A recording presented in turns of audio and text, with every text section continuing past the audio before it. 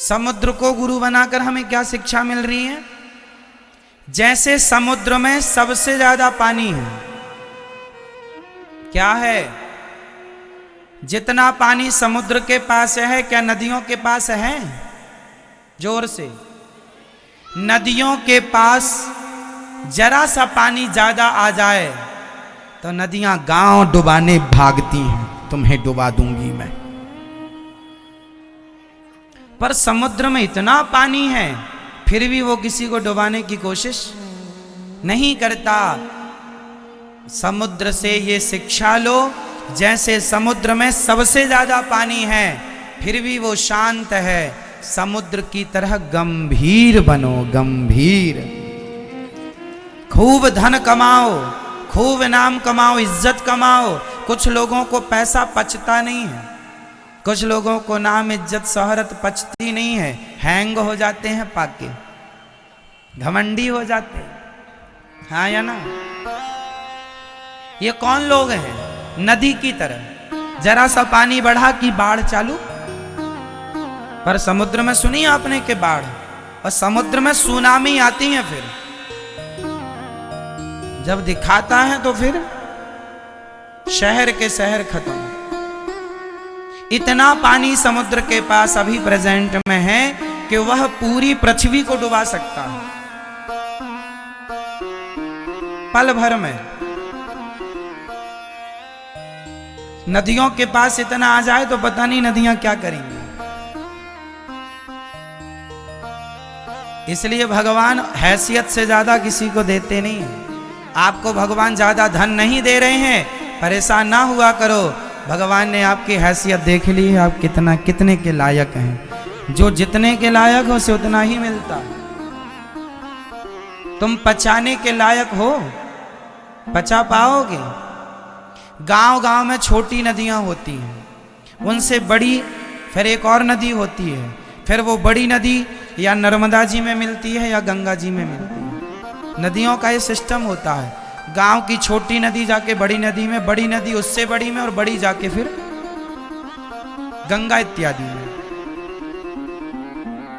तो जो छोटी छोटी नदियां होती हैं उनमें जरा पानी बारिश हुई कि पहले ही पानी में वो तूफान गांव तक घुस गई। बस यही है। जिसे धन ज्यादा मिल जाता है ना, यदि वो गंभीर नहीं है समुद्र की तरह तो अपनी औकात भूल जाता है। ये वो नदियां हैं, अभी जाके देख लेना, सूखी पड़ी हैं,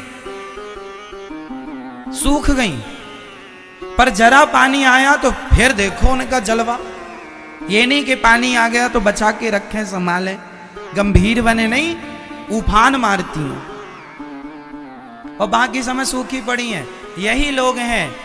कभी कभी लोगों के पास कुछ धन नहीं होता और जब आता है ना तो वो फिर पड़ोसी को दिखाते हैं, गाड़ी खरीद के ले आए, है ना, दिखाने लगे हमने ये गाड़ी ली, बंगला। फिर बाद में जब गया खत्म, जैसे के तैसे। मौसमी होते हैं ये, मौसमी। क्षुद्र नदी जल भरी तो रही। इसी तरह हमें किसकी तरह बनना है? समुद्र। कितना भी भगवान धनवान बनाए, कितना भी बनाए, पर आपको नम्र होना है।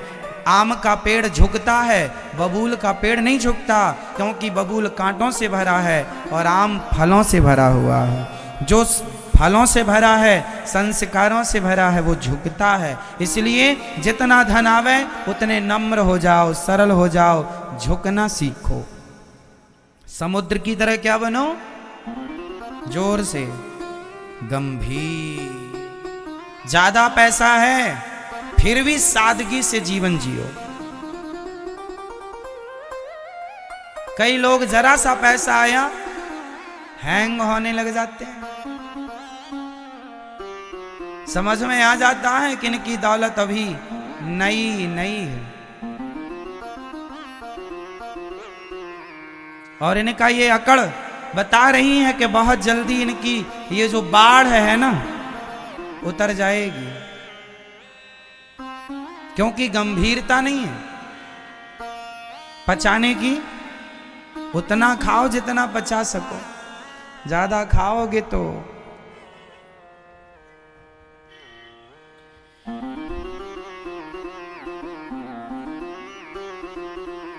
भौरा को गुरु बनाया श्री दत्तात्रेय जी ने। भौरा, भौरा जानते हो भैया? हाँ, भंवरे ने खिलाया फूल फूल को, ये वही भौरा है, भौरा। तो ये भौरे से क्या सीखा आपने? ये मैया टोपा वाली मैया बताएंगी। मैया बताओ मेरी माँ, भौरे से क्या सीखा आपने? कभी देखा है भौरे को? किस कलर का होता है भौरा? हाँ? किस कलर का? हरा कौन कह रहा भाई?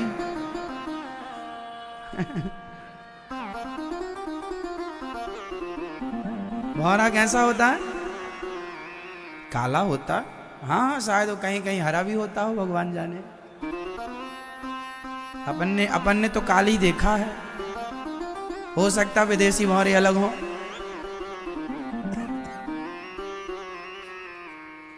तो जो भौरा होता है उससे क्या सीख लिया आपने भैया बताओ? मैया बताएंगी, टोपा वाली मैया। बैठे बैठे बता, क्यों कष्ट कर रही हो?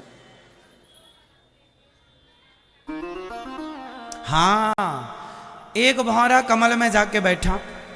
अच्छा, भौरा इतना पावरफुल होता है कि वो कितनी भी कठोर लकड़ी हो छेद कर देता है। हाँ या ना? वो लकड़ी में क्या करता है? छेद कर सकता है।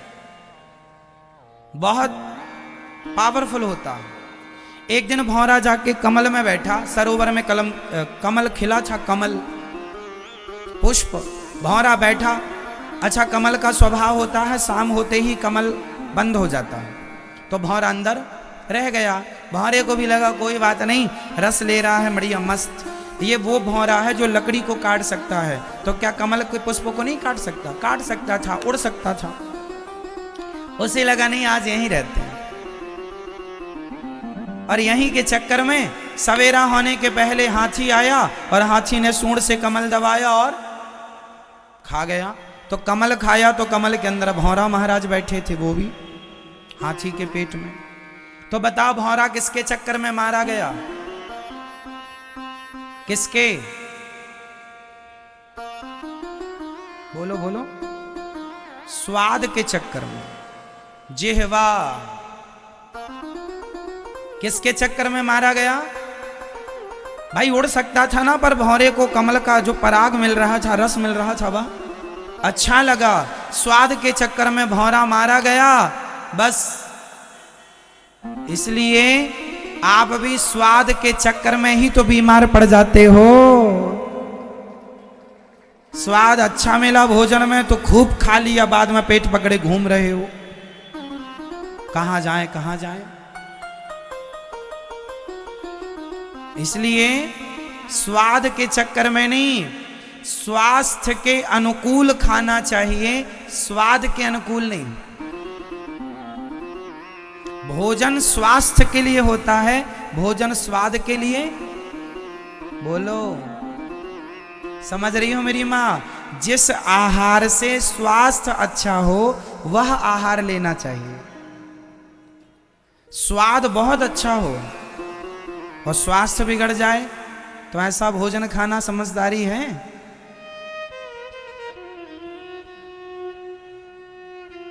इसलिए किसके चक्कर में नहीं पड़ेंगे आप? स्वाद के, स्वास्थ्य के अनुकूल खाओ, स्वाद के अनुकूल नहीं। कुछ भी मत खाओ। ये हम किससे सीख रहे हैं? भौरा क्यों मरा? स्वाद के चक्कर में। आप भी क्यों परेशान होते हैं?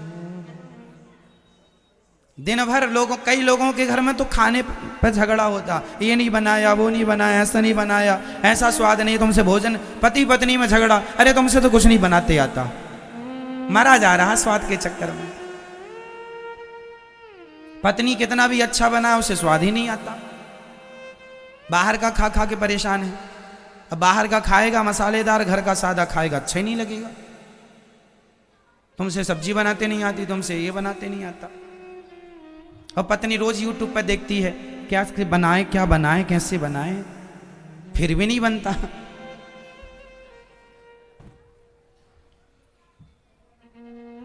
तो स्वाद नहीं, जितना मिल जाए प्रेम पूर्वक भोग लगाओ भगवान जी को और प्रसाद ग्रहण करो।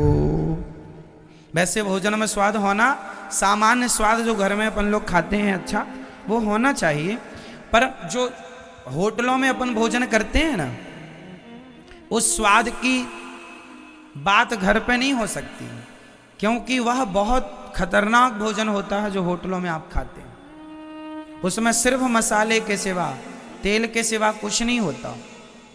वह खाने से जल्दी आदमी बीमार पड़ता है, हाँ या ना। आप शादियों के सीजन में कंटिन्यू 5-6 दिन किसी पार्टियों का भोजन खा लें, 5-6 दिन में ही आप बीमार पड़ जाते हैं। घर की रोटी सालों साल खाएंगे बीमार नहीं पड़ेंगे, क्योंकि घर के भोजन में और बाहर के भोजन में बहुत अंतर है। इसलिए सात्विक भोजन लो। सब्सक्राइब करें हमारे YouTube चैनल साधना गोल्ड को और पाएं वीडियो सबसे पहले। और हाँ, बेल आइकन दबाना ना भूलें।